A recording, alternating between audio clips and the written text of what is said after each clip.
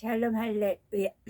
이러한 이삭의 편협된 마음 때문에 가족들 사이에도 편이 갈리게 된 것이고 결국 에서와 야곱의 형제 사이는 원수 지간처럼 되어버리고 말았지요.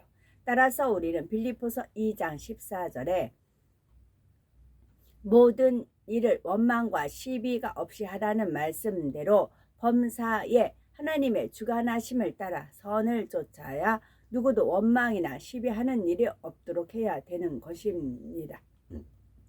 이처럼 이삭은 장자인 에서를 더욱 사랑했기에 축복도 에서에게만 마음껏 빌어주려고 하였지요. 그런데 에서에게 축복을 빌어주려고 할 때에 먼저 자신이 즐기는 별미를 만들어서 가져오도록 하지요. 굳이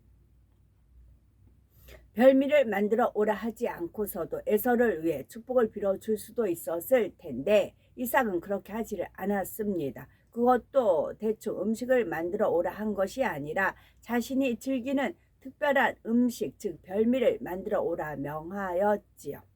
이를 통해 우리는 축복이 어떻게 임하는지 이에 대한 영계의 법칙을 깨달아야 합니다. 이삭은 아비로서, 그것도 에서를 너무나 사랑하는 아비로서 얼마든지 에서를 축복하려는 마음이었지요. 하지만 그냥 무조건 축복을 빌어준다고 해서 그 복이 임하는 것이 아님을 이삭은 알았습니다. 반드시 심는 과정이 있어야 하는 것이었지요. 마음의 중심을 담아 드리는 믿음의 행함이 바로 심는 과정을 통해 나타나야 하는 것입니다. 심는다고 하는 행함 안에는 그가 얼마나 마음과 뜻과 정성을 가지고 믿음으로 나왔는지가 담겨 있기 때문입니다. 엘리야 선지자가 사르밧 과부에게 마지막 먹을 양식으로 자신을 위해 음식을 만들어 오도록 했던 것 역시 이러한 믿음의 행함이 필요했기 때문입니다. 믿음의 행함을 통해 심었을 때 비로소 엘리야가 빌어주는 축복이 그 가정에 임하여 가뭄이 끝날 때까지 양식이 떨어지지 않는 축복을 받을 수 있었지요. 또한 빌립보서 4장 18, 19절에도 보면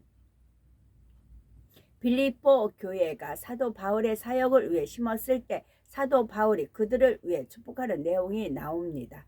내게는 모든 것이 있고 또 풍부한지라 에바브로디도 편에 너희에 준 것을 받았으므로 내가 풍족하니 이는 받으실 만한 향기로운 제물이요 하나님을 기쁘시게 한 것이라. 나의 하나님이 그리스도 예수 안에서 영광 가운데 그 풍성한 대로 너희 모든 쓸 것을 채우시리라 했지요. 사도 바울을 위해 심은 것이 결국은 하나님 앞에 받으실 만한 향기로운 제물이요 하나님을 기쁘시게 한 것이 되었기에 사도 바울은 그들을 위해 축복을 빌어줄 수가 있었던 것입니다. 이처럼 우리가 하나님 앞에 어떤 복을 받기 위해서는 반드시 심는 과정이 있어야 하는 것이며 하나님 앞에 어떤 것을 아뢰을 때나 문제를 해결받고자 할 때도 마찬가지입니다. 정녕 하나님 앞에 축복받고 응답받을 만한 믿음이 있고 하나님 앞에 마음과 정성을 가지고 나온다면 거기에는 반드시 심는 행함이 따르게 되지요. 그리고 이때 별미 즉 자신에게 있어서 가장 귀하고 값진 것을 심을 수 있는 믿음이라면 이는 더욱 하나님의 기쁨이 된다는 사실입니다. 그래서 하나님께서는 세상 무엇과도 바꿀 수 없는 독자 아들 이삭을 드렸던 아브라함을 인정해 주셨던 것이지요. 또한 자신의 모든 마음과 정성을 담은 지극히 비싼 향유를 예수님의 발에 붓고 자기 머리털로 발을 씻어 드렸던 마리아의 행함 역시 예수님의 칭찬을 받을 수 있었던 것입니다. 우리가 심지 않고 거두기를 바라는 것은 영계의 법칙에도 맞지 않을 뿐만이 아니라 하나님에 대한 마음과 정성도 없는 모습이지요. 그러므로 갈라디아서 6장 7절에 스스로 속이지 말라. 하나님은 만물이 여김을 받지 아니하시나니 사람이 무엇으로 심든지 그대로 거두리라 말씀하고 계십니다. 어떤 경우는 심고도 거두지 못할 때가 있죠. 물론 믿음으로 심은 것은 지금 당장은 아니라 해도 반드시 때가 되면 거두게 되는데 문제는 내 편에서는 심었다고 생각하는데도 하나님 편에서는 인정해 주지 않으실 때입니다. 따라서 우리가 심는 데는 몇 가지 법칙이 있다는 사실을 깨달아야 합니다. 먼저는 마음에 정한 대로 기쁜 마음을 가지고 즐겨 심어야 하지요. 고린도후서 9장 7절 각각 그 마음에 정한 대로 할 것이요 인색함으로나 억지로 하지 말지니 하나님을 즐겨내는 자를 사랑하시느니라 했습니다. 아무리 많이 심었다 해도 그것이 처음 정한 것에서 변개했다면 하나님께서는 기뻐하지 않으십니다. 레위기 27장 9절에서 10절에 보면 사람이 예물로 하나님 여호와께 드리는 것이 생축이면 서원물로 여호와께 드릴 때는 다 거룩하니 그것을 변개하여 우열간 바꾸지 못할 것이요 혹 생축이면 생축으로 바꾸면 둘 다 거룩할 것이며 말씀하고 있습니다. 이는 하나님 앞에 어떤 것을 드리기로 서원했을 때 혹 나중에 더 좋은 것으로 드리려 할지라도 이전에 드리려던 것까지 모두 드리라는 뜻입니다. 한번 드리기로 정한 것은 결코 변개하지 말라는 말씀이지요. 이처럼 더 좋은 것으로 드리려 할 때도 이러할진대 하물며 처음 드리렸던 것보다 못한 것으로 드리려 한다면 이는 더더욱 하나님 앞에 합당치 못한 것입니다. 또한 예물을 드리면서도 아까워하는 마음이나 인색한 마음 혹은 억지로 드리는 마음이라면 하나님께서는 그러한 마음으로 드리는 예물을 받으실 수가 없지요. 하나님께서는 예물의 많고 적음을 떠나 기쁜 마음으로 즐겨내는 사람을 사랑하십니다. 그런 사람에게 축복이 임하는 것이지요. 그래서 그 돈 빳빳한 거로 바꾸지 못할지언정 집에 있는 그 돈이라도 10,000원권이라도 다림질 이렇게 할 때 다른 거 할 때도 여유 있게 다린다고 하잖아요. 그렇게 배웠어요. 저희는 그 M교에서는 이런 거를 철저하게 가르쳤어요. 돈이라 할지라도 빳빳하게 다림질해서 딱 해놨다가 주일날 가서 예배 드릴 때는 이제 그래도 집에서 그러니까 대통령 앞에 내가 초대받았다. 그러면 어떤 옷을 입고 갈 것인가 단정하게 그래서 단정하게 해서 미리 다림질 싹 해서 해놓고 여자분들 같은 경우는 이제 짧은 치마를 이제 보통 그냥 무릎 밑에 나오는 치마를 입어도 이렇게 앉다 보면 무릎이 나올 수 있잖아요. 그러면 손수건 커다란 손수건을 갖다 이렇게 덮는다. 그렇게 가르침을 받았어요. 그래서 저 같은 경우는 그 당시는 이제 옷 만들지 말고 홈패션이었으니까 원단 입으면 가장 레이스 있잖아요. 그걸 많이 만들어서 선물로 주고 이제 그랬어요. 그래서 무릎 위에 덮을 수 있게끔 그렇게 철저하게 가르쳤어요. 항상 정갈하게 그 예배 드릴 때 이게 우리는 이제 몸에 뱄어요. 근데 이게 또 능력이 됩니다. 능력이 돼요. 또 심을 때는 반드시 믿음으로 심어야 합니다. 근데 이것이 자기 의로 바뀌면 안 돼요. 난 이래 으시으시 그러면 또 안 돼요. 그래서 M교회는 많이 그런 게 많았어요.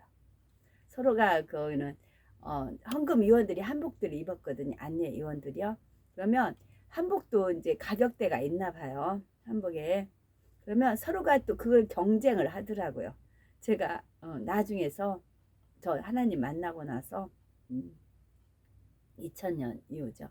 설에 이사 와서 보면 안내하는 헌금 위원들이 서로가 시기 질투하는 게 너무 많아요. 저건 또 아닌데 잘못 가르침을 받은 거지요. 겉모양만 드러내는. 가지고 서로가 한복을 가지고 한 번 또 표가 나니까 색상이 라든가 그런 가격대 차이로 표가 나는가 봅니다. 봉견이냐 뭐 아니냐 그런 시기이기도 하겠고 또 그걸 또 막 으시으시하고 서로가 막 경쟁하고 그런 건 또 없잖아 있더라고요. 근데 마음 중심 향을 받으시니까 히브리서 11장 6절 믿음이 없이는 기쁘시게 못하나니 하나님께 나아가는 자는 반드시 그가 계신 것과 또한 그가 자기를 찾는 자들에게 상 주시는 이심을 믿어야 할지니라 말씀하신 것처럼 상 주시는 이심을 믿음으로 바라보고 심어야 풍성한 수확과 함께 하늘에도 상급이 되지요.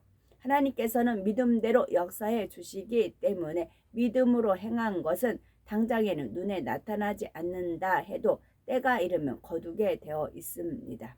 하나님께서는 각 사람에게 가장 좋은 시기를 기다렸다가 주시는 것이지요. 그러나 믿음으로 심지 못한 사람은 심고도 이내 축복이 오지 않으면 의심하게 되고 심지어 입술로 나에게는 축복이 안 오나 보다 하며 복을 쏟는 말을 하기도 합니다. 반면에 믿음으로 심은 사람은 당장 열매가 보이지 않는다 해서 실망하거나 입술로 축복을 차버리는 말은 하지 않지요. 인내하며 축복의 때를 기다리는 것이며 축복이 오기까지 결코 믿음을 잃지 않습니다.